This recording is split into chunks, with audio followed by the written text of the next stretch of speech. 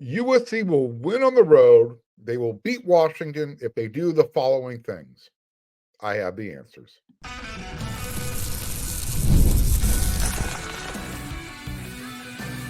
You are Locked On Trojans, your daily podcast on the USC Trojans. Part of the Locked On Podcast Network, your team every day. Fight on, everyone. I'm your host, Mark Holkin, and thank you for making Locked On USC part of the Locked On Network, your first listen every day. Whether you're watching the show on YouTube, wherever you're going to download this podcast, it's going to be free, and you know I'm going to appreciate your support. You can start the season with a big return on FanDuel. New customers, go ahead, place a $5 bet, win, and you're going to get started with $150 in bonus bets. If you win, $150. Just visit FanDuel.com, get started. All right, here's all USC has to do. Really simple steps. You do these three things, you're going to win the game. You're going to win your first game on the road. You're going to come home 5-4. You're going to be one step closer to a bowl game. How's that? Woohoo! All right. Number one, if USC makes Washington's quarterback, his name's Will Rogers. If he makes Will Rogers beat USC with his arm, Trojans are going to win the game. Bottom line. Last week, USC played Rutgers at home, and they made a really big, huge, concerted effort. They were going to take away the Scarlet Knights' best offensive weapon. His name's Kyle Monangai, running back. So, despite Rutgers putting up some pretty good yards through the air, they never threatened to take over the game. You never felt like, USC is going to lose this one. So I have to assume that Lincoln Riley, the brain trust, Coach Antonlynn, they're going to use the same game plan. They're going to make they're going to do everything in their power to limit Washington's running back, Jonah Coleman, to hurting USC with his legs. The dude is like a bowling ball. He's really hard to bring down. Last year, when he was playing for Arizona and Jed Fish was the head coach, he ran the ball 22 times, 143 yards. Those were career highs then. You can't let one person have career highs 2 years in a row against your team. So, number one, do not let Jonah Coleman have a repeat performance of what he did at USC last year. Yes, the Trojans won the game, but it was a lot closer than it should have been. So again, as far as Jonah Coleman this year, he's had some good games. Against Rutgers, for instance, common opponent, he ran it 16 times, had 148 yards on the ground. They also lost that game. It was on the road. It was in New Jersey. And then against when Washington played Washington State, Northwestern, Michigan, Iowa, each of those teams, they held Jonah to 80 yards or less. Washington lost each of those games except for the one in Northwestern. Now,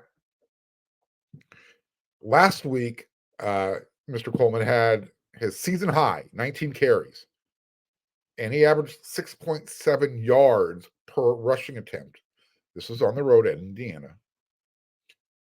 So he didn't reach that, 80-yard plateau or that 100-yard rushing plateau. They ended up losing that game as well. So that's the key. Stop Washington from running with success. Make their quarterback beat you through the air. You've got a better chance of winning this game. USC, Washington, they're both 4-4. When you look at their team stats, very similar across the board. Since we're talking about the running game, Washington is the 73rd best team in the country, middle of the pack. They rush it for almost 153 yards per game. USC's rush defense, not bad, a lot better than what we've been accustomed to. They're 56th in the country. They allow 136 yards per game. flipping the script, USC, they run it for about 144 yards per game. Washington, on the other side, their rush defense, they allow almost 149 yards per game. So you can see USC is going up against a run defense that kind of pretty much what USC runs for, Washington gives up. If Woody Marks and USC's the offensive line do their job, I can see them surpassing that, even on the road. So if you take away Coleman's ability to land those body blows, which I talked about it earlier in the week, is I think USC might be absorbing too many of those. It's not so much the conference they're playing in, but USC right now, they're defensively, they're losing players to injury and other things. So there's some attrition going on. So when you're playing these teams that have physical types of running backs, you want to make sure you have enough healthy personnel to go up against them. Now, I said you want Washington to beat you through the air. Well, again, if you take away Coleman, I don't know if Washington's quarterback or the guys they have on the outside of the skill, or those skill position players, I don't know if they're enough to make up the difference. And that's with USC's secondary being kind of banged up a little bit. Not just a little bit, they are. Nevertheless, you could be getting a couple guys back. There's a good chance Jacoby Covington's going to be ready to play in this game. I think you're going to see Greedy Vance. We'll see about Jalen Smith. You never know with him, but he's a tough dude. If he says he can play, he'll play. Now, the Huskies' offense in 2024 looks nothing like that offense that came into the Coliseum last year and pretty much scored when they wanted to. What did they have? 7 touchdowns and a field goal. It was 52-49. 52-42 was the final score. But again, there's no Michael Penix. There's no Roma Dunze. There's no more Alex Grinch coaching up USC's defense. This year, USC has more than just a competent defense. They're actually pretty good. I talked about it on yesterday's episode of Locked On USC. Pardon me. They're one of the best in the country when it comes to stopping third down conversions. They only allow 30%. That's really good. But they're also pretty good in the red zone. Their defense doesn't allow touchdowns. I mean, they're not elite. You're not going to talk about them in the same breath that you talk about Georgia type of defense or an Ohio State type of defense. But they're good. I mean, they're only allowing on touchdowns on 53% of red zone opportunities that come against them. That's good for number 40 in the country.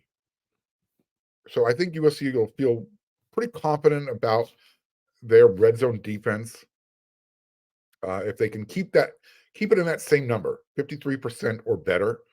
Because if you do that on the road, I think you're going to be okay. And again, the Huskies, they don't have a great red zone offense. They're 111th in the country. 16 touchdowns, 31 attempts. In their last game against Indiana, they had 7 possessions. I know this isn't the red zone, but they had 7 possessions that were inside Indiana's 35-yard line. They left Bloomington, Indiana with 17 points. It's not good. 7 possessions inside the 35. I mean, that's field goal range. You're thinking, all right, well, you get 7 field goals, that's 21 points. They didn't do that good. So again, the biggest difference between USC and Washington, it's in the red zone. The Trojans are getting better. They're turning red zone possessions into touchdowns. And right now they rank 11th nationally in touchdown percentage. So they're going up against Washington's red zone defense, which I guess you could say it's been one of the better parts of their defense this year. They're tied for, I think, 41st in the country. 21 touchdowns. 10 touchdowns against 20 possessions. So not bad. They don't have a lot of opportunities, or they haven't faced a lot of red zone opportunities. We'll see what USC can do this week. again, I think USC's offense is one of the more prolific offenses that Washington will have faced so far this year. I mentioned the names: Michigan, Indiana. Indiana's pretty good. Michigan, Iowa. What was it? Eastern Michigan, Weber State, Northwestern. One other thing that I think USC has an advantage here, and I gave props to USC's offensive line on yesterday's episode. So if you missed it, when you're done listening to this one, go check it out. If those guys continue to show up and improve like they have since the Michigan game, I like USC's chances on the road. And here's why. Washington doesn't really generate a lot of pressure on the quarterback. Oh, guess what? Neither does USC's. So that works on the road. I like that for USC because USC's offensive line, they're getting better as the season goes along. Right now, the Huskies have just 3 sacks and 8 TFLs, 8 tackles for loss in their past 4 games combined. So Lincoln Riley and Josh Henson, if they can get their guys to, play all 4 quarters on the road in a loud, hostile environment, which Husky Stadium is, I think they'll be able to make the necessary plays late to win the game. So I think we're going to find out which team blinks first. Does USC's offense, red zone offense, are they able to score touchdowns against the Huskies' red zone defense? Does this game come down to field goals? I get SC pulling this thing out in a close contest, 27-23, which means it'll probably be a blowout either way. One of the teams will blow out the other. It'll be a high-scoring affair because that's just how things go. When you think you got it nailed down, all of a sudden the opposite happens. We'll see on Saturday. When you're watching this episode, you'll be watching on Friday. It means within 24 hours, USC and Washington, they're going to be kicking off. So we'll find out together. And I'll be back with an instant reaction after the game. Hopefully I'll be in a good mood.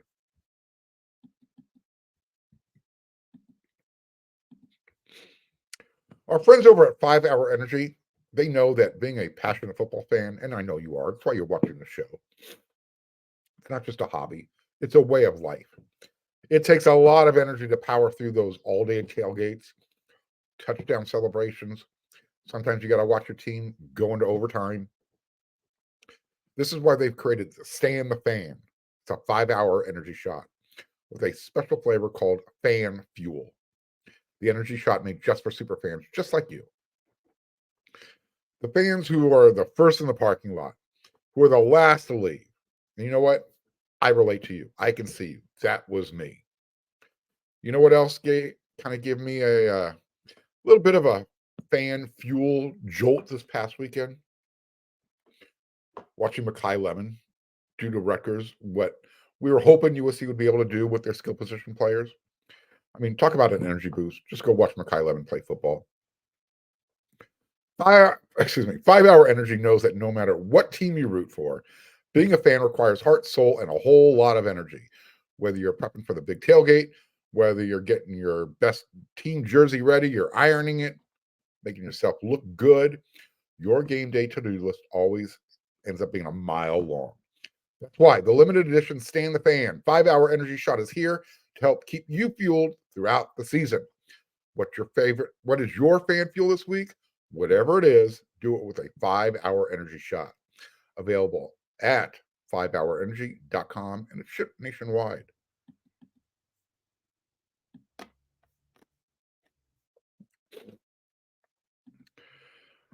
So every Thursday, Coach Riley gets on Zoom and he talks with the media. And this Thursday, he was asked about, which guys he's considering redshirting. We're at that point of the season now where you got 4 regular season games left, plus the bowl game, which really doesn't count. Because guys, anybody can play in that game. It doesn't count against your redshirt numbers. So one guy who, we've been wondering, will he redshirt, will he not redshirt? Coach Riley said they're leaning towards the redshirt. Linebacker, defensive end, rush edge, Elijah Newby. Coach Riley said they're going to attempt a redshirt linebacker, Elijah Newby. He's right at the 4 games played right now, and they think they're just going to keep him off the field until the postseason play. Hopefully USC gets to that postseason play. Getting to a bowl game is really important for players like Newby. That's 15 more practices. And while the practices aren't the end-all be-all, usually those guys end up getting a lot of reps in those bowl games. Saw it happen last year. I anticipate seeing it happen this year, as long as USC qualifies. They're still 2 games away. So I asked Coach Riley, if he's been weighing the team's record versus, playing some of the younger guys. And I used last week's game as an example, fourth quarter, getting guys like Jaden Mayava, the younger running backs in the game when you're up by 3 touchdowns. There's 10 minutes left in the fourth quarter. And he said he's always going to put winning the game first, that regardless of whatever the team's record is. Obviously, that makes sense. That, I didn't need to be told that part of it.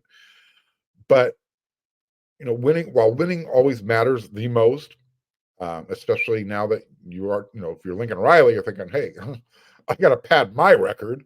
I've got 9 regular season losses in 2 years, and I still got 4 more games to play this year. So, yeah, you're always looking ahead. You got Jaden Mayava. You got Miller Moss, most likely coming back. You got Julian Lewis coming in at play quarterback. I thought all 3 of those guys are going to want to have the QB1 role in 2025. If Miller Moss comes back, he's the heir apparent. Jaden Mayava's got to start asking himself, do I look at the spring transfer portal? Julian Lewis, assuming he's still going to be a Trojan, those 2 are coming back. I mean, Jaden's in a difficult situation. He's already used his red shirt at UNLV. He needs to play. So if you're not playing him in, and I'm using finger quotes, blowout situations, giving him at least 10 minutes of game time, how is that going to affect the team next year? Remember, Julian Lewis is considered the future at USC. And Miller's going into his final season before he goes to the NFL, assuming he's coming back. So is this one of those things where a head coach has to say, I'll deal with it after the season? Or is, Coach Riley kind of just walking a tightrope right now? What happens if Julian Lewis flips? I have no idea what's going on with that guy. I mean, he's supposedly taking another trip to Colorado. But I wonder how Coach Riley would be, weighing these options. What if USC was 7-1 or 6-2? Obviously, this isn't a topic. You're putting your best players on the field, the guys who are giving you the best chance to win. You're 4-4. You're playing for a mediocre bowl game at the end of the year. But to get there, you got to win Saturday. You got to get the 6 wins. And you still have UCLA and Notre Dame to finish up the season. But again, you also have the transfer portal. You've got NIL.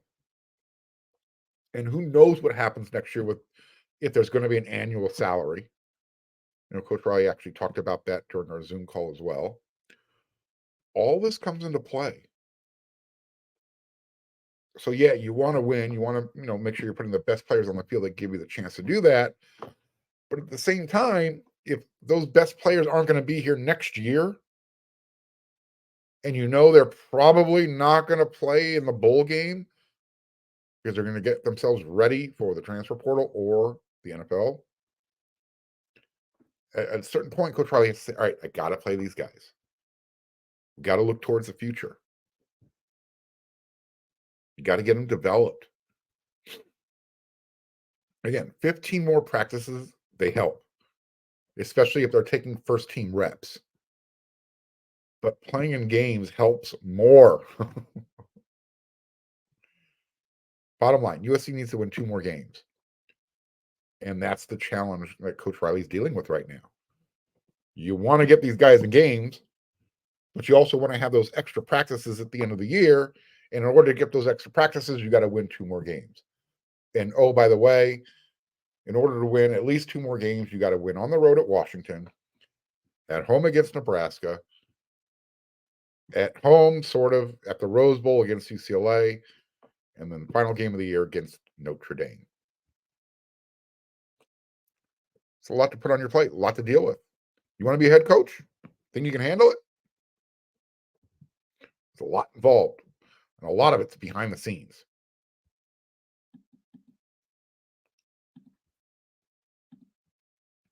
Get ready to tackle the NFL action with FanDuel, America's #1 sportsbook. Right now, new customers, you can bet $5 and you can get $150 in bonus bets if you win. That's FanDuel. That's their sportsbook. And you can do more than just bet on FanDuel. You can do everything there now. One place. You got a hunch, you want to check out stats, you can do that. You want to check out live play-by-play replays, you can do that. All in the same place. Pretty cool. Just open your phone. There it is. Just visit FanDuel.com. Join today. You're going to get started with $150 in bonus bets if your first $5 bet wins. That's all. That's FanDuel.com. Never waste a hunch. Make every moment more with FanDuel, an official sportsbook partner of the NFL.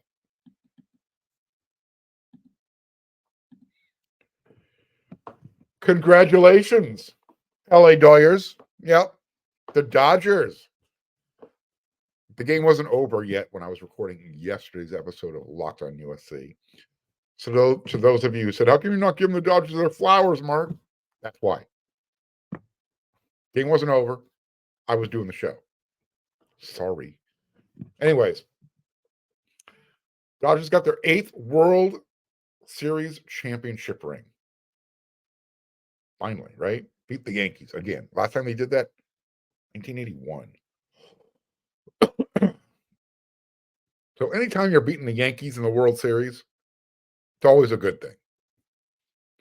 And Freddie Freeman, he might be able to say, you know what, Reggie Jackson, take your Mr. October tag and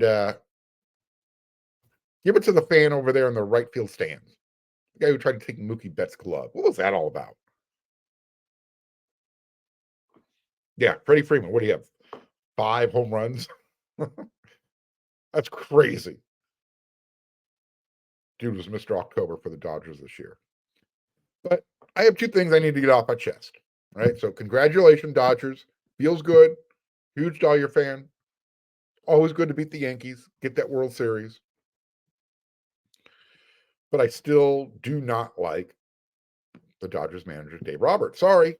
Just don't. And I get it. You know, he was given a $1 billion roster. So props for not messing it up again, Dave. I mean, just be happy that the Yankees turned into an Alex Grinch defensive unit when the pressure was up. I mean, they were winning 5-0 last night or the other night. Give credit to the Dodgers; they came back, but it was quite a defensive circus. Aaron Judge dropping a ball, another guy dropping a ball.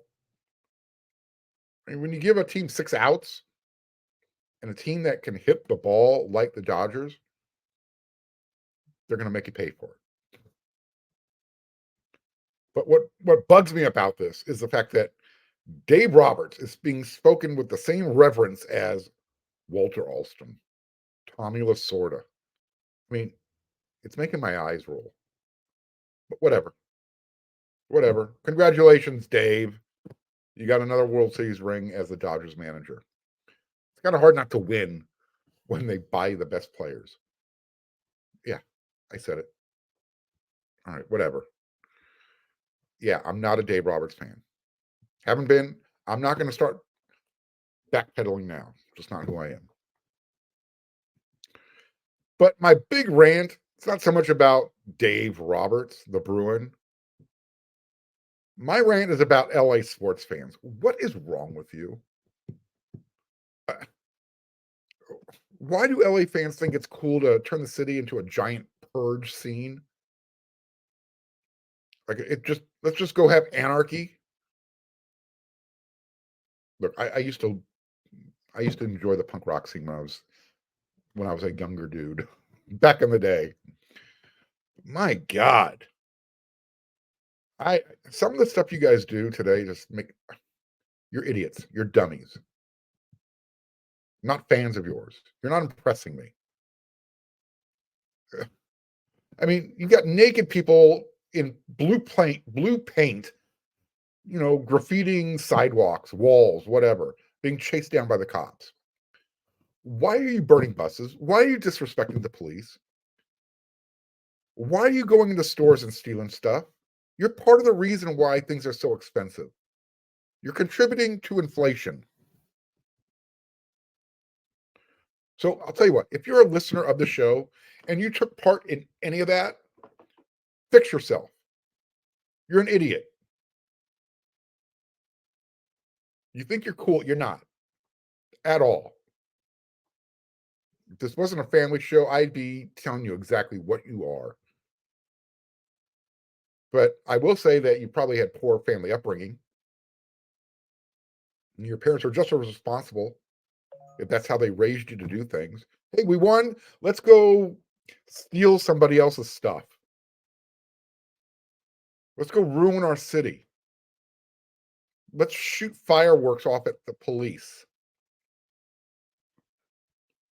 Look, as much as I want USC to win another national championship, I'm really concerned what would happen if that did. If USC fans saw USC win a national championship, oof, can only imagine. Can only imagine. I mean, the campus is always on lockdown now. Anyways, whatever. Let's start with winning against Washington. That's my rant. I'm done. USC, LA fans, stop being idiots. Enjoy the win, but not at the expense of somebody else's money.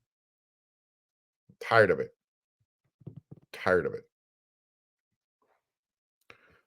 I'll be back with a post-game instant reaction after USC plays Washington. Hopefully, I'm going to be in a good mood.